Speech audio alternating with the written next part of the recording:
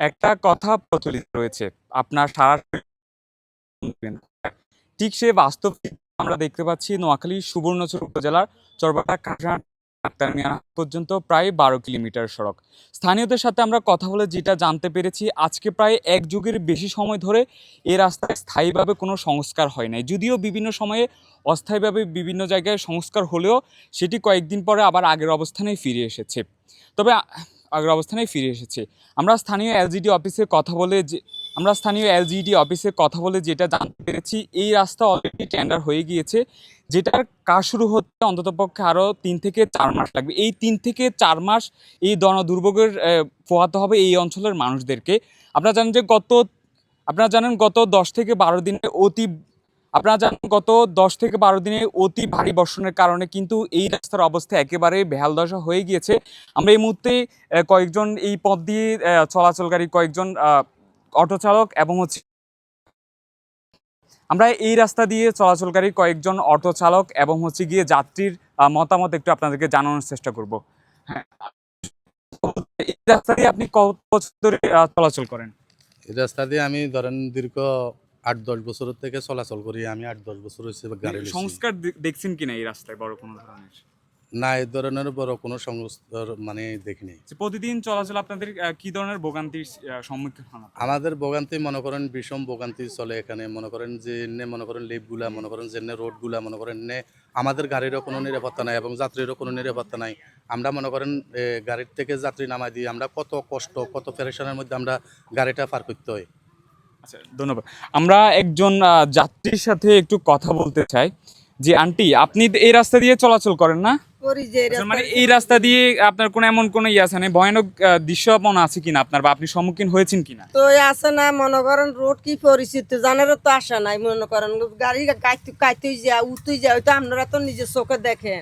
তো মনে করেন কত কষ্ট যাইতে যা তার হোক। মনে করেন এটা তো 24 ঘন্টা মানুষ আসা যাবা করতে আছে, কিলে মেইন রোড।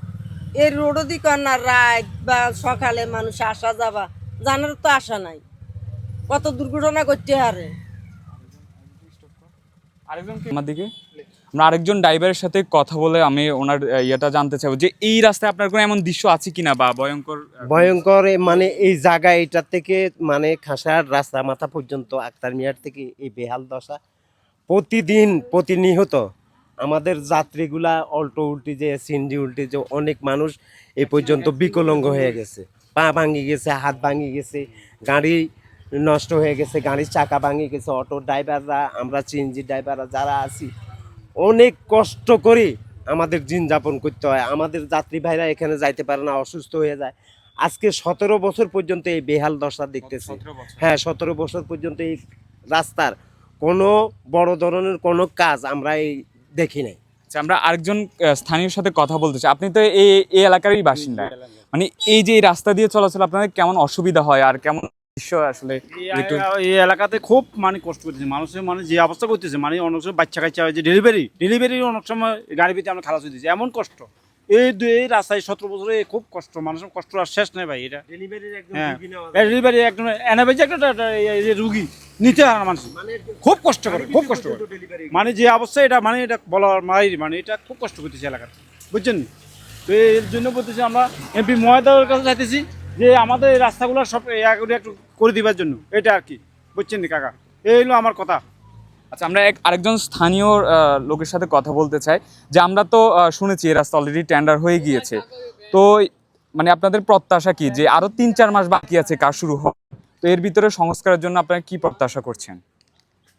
এখানে খাসাহাট তো আক্তার মিয়ারে যে রোডটা আছে, এখানে প্রতিনিয়ত মানুষের দুর্ঘটনা ঘটছে। একদিনটা 1 বছরের মতো আমাদের তেল লাগতেছে।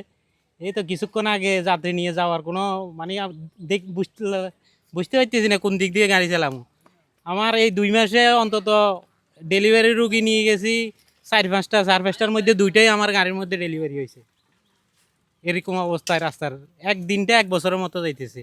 প্রশাসনের কাছে আমাদের দৃষ্টি আকর্ষণ করতেছি যেন দ্রুত কিছু একটা সংস্কার যেন করে দেয়, আমরা যেন এখানে চলাচল করতে পারি।